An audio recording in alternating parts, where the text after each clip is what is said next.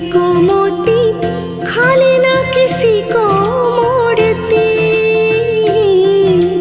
भोली माँ कामाख्या वाली बात किसी की